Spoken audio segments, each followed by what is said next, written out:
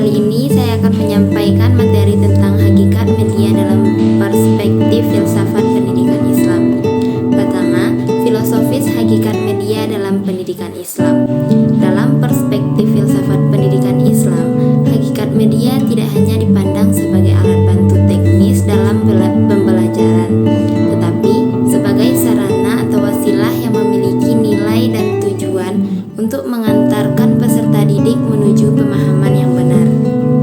Media berfungsi sebagai perantara dalam menyampaikan ilmu dari pendidik kepada peserta didik, sekaligus menjadi bagian dari usaha manusia dalam mengembangkan potensi fitrah yang telah diberikan oleh Allah Subhanahu wa Ta'ala. Oleh karena itu, penggunaan media dalam pendidikan Islam harus selaras dengan nilai-nilai akidah, akhlak, dan syariat, sehingga tidak hanya berorientasi pada penyampaian informasi, tetapi juga pada pembentukan kepribadian dan pencarian kebenaran atau al-haq. Hal ini sejalan dengan firman Allah Subhanahu wa Ta'ala dalam Quran surah An-Nahl ayat 125 yang berbunyi, Bismillahirrahmanirrahim, Ud'u ila sabili rabbika bil hikmati wal mau'izatil hasanah. Artinya, serulah manusia kepada jalan Tuhanmu dengan hikmah dan pelajaran yang baik. Ayat ini menunjukkan bahwa penyampaian pesan termasuk melalui media harus menggunakan cara yang tepat dan bijaksana. Kedua, urgensi media dalam pembelajaran. Urgensi media dalam pembelajaran sangat besar karena mampu mempermudah proses penyampaian materi, terutama yang bersifat abstrak, menjadi lebih konkret dan mudah dipahami. Media juga dapat meningkatkan motivasi belajar peserta didik karena pembelajaran menjadi lebih menarik dan variatif. Selain itu, media membantu mengatasi keterbatasan ruang dan waktu, serta mendukung berbagai gaya belajar seperti visual, auditori, dan kinestetik. Dalam konteks pendidikan Islam, media juga berperan penting dalam menyampaikan nilai-nilai dan hikmah secara efektif, sebagaimana prinsip dakwah yang menyesuaikan metode dengan kondisi dan kebutuhan peserta didik. Hal ini tercantum dalam Quran surat Ibrahim ayat 4 yang berbunyi, Wa ma arsalna mir rasulin illa bilisani qaumihi liyubayyina lahum.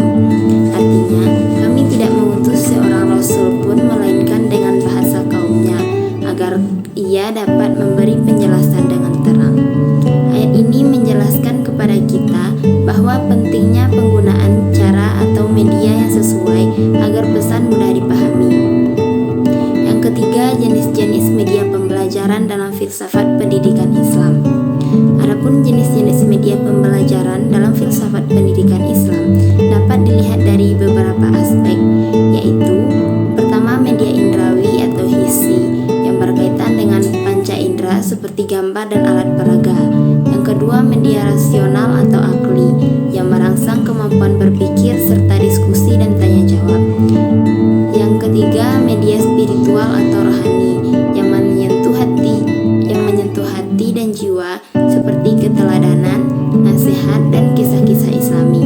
Selain itu, perkembangan teknologi juga melahirkan media pembelajaran modern seperti e-learning dan multimedia interaktif yang dapat dimanfaatkan selama tetap berada dalam koridor nilai-nilai Islam. Hal ini juga selaras dengan ayat Al-Quran yaitu surat Yusuf ayat 111 yang berbunyi, Laqad kana fi qasasihim ibaratul li ulil albab.